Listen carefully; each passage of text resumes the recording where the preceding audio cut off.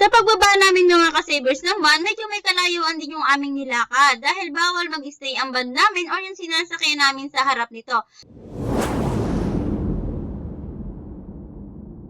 Hello mga ka-savers! For today's video, i-share ko sa inyo ang isa sa simbahan na napuntahan ko dito sa Bulacan na kung saan ay matatagpuan sa San Jose del Monte, Bulacan. And take note mga ka-savers, first time ko talagang pumunta dito at hindi ko inaasahan na makakarating ako sa grotong ito. Pero bago tayo mag-start, please don't forget to subscribe and click the bell button para lagi kang updated sa mga videos natin. Sa pagbaba namin mga ka-savers ng van, medyo may kalayuan din yung aming nilakad dahil bawal mag-stay ang van namin o yung sinasakyan namin sa harap nito. Kaya naglakad talaga kami at take note mga ka-savers, Huwebes Santo kami nagpunta dito. At sa dami ng tao ay talaga namang makikita mo na marami ang deboto na talagang nagpunta dito sa simbahan na ito. Mula sa unahan mga ka-savers, hiwalay na talaga ang entrance at exit. Dito pa lamang kitang-kita mo na yung layo ng lalakarin mo simula bukana hanggang dun sa may simbahan. At pagdating nga namin dito mga ka-savers sa may simbahan ay open po itong simbahan na ito. At makikita mo rin mga ka-savers na sa gilid nito ay may pasyalan papunta doon sa loob mismo ng grotto. At pagpasok nga namin mga ka-savers dito sa entrance sa Puntang Grotto ay makikita mo yung mini chapel na kung saan ay nandito ang ating mahal na ina na pwede po din tayong mag-pray dito. And hindi lang yan mga ka-savers, meron din ditong picnic area na kung saan nag-i-stay yung mga deboto.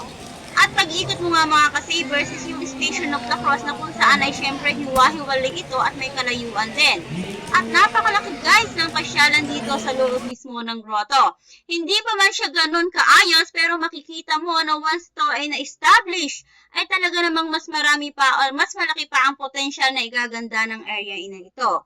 At hinanap nga namin mga ka-savers yung 11 and 12 Station of the Cross dahil ito yung aming babasahin. At nang makita namin ito mga ka-savers, talaga namang ang makikita mong station dito ay yung mismong nangyari nung panahon ng ating Panginoon na nagpapakahirap siya. Kaya naman talaga namang maiisip at maiisip mo yung dinanas ng ating Panginoon. At pagkatapos nga namin dito mga ka-savers magbasa, ay lumabas na kami dahil may kasunod pa po kaming pupuntahang simbahan.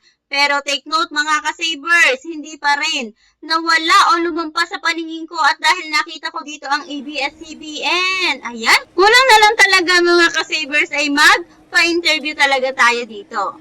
At paglabas nga namin dito mga ka-savers ay talaga namang marami din kaming nakitang bilihan na kung saan ay talaga namang hindi ka rin naman magugutom pagdating mo dito. Dahil dun sa may exit area, nandun po lahat ng pasalubong at mga item na pwede nating bilhin. Kaya mga ka-savers, kung gusto mong pumunta dito, pumunta ka na dahil makikita mo ang ganda ng Our Lady of Lourdes dito sa San del Monte, Bulacan. Alamin mo na rin mga ka-savers yung schedule ng mas natin dito para at least hindi naman sayang yung pagpunta mo dito sa Our Lady of Lourdes. May healing mass din po tayo na naka-schedule dito dahil take note mga ka-savers, ang Our Lady of Lourdes ay marami ang napapagaling. Kaya alam nyo ba na isa ako sa mga ito kaya meron akong damit ng Our Lady of Lourdes. Okay mga ka-savers, pwede nyo po akong i-follow sa ating YouTube channel, FB page, and TikTok account. Thank you so much for watching and please don't forget to subscribe and click the bell button para lagi kang updated sa mga videos natin.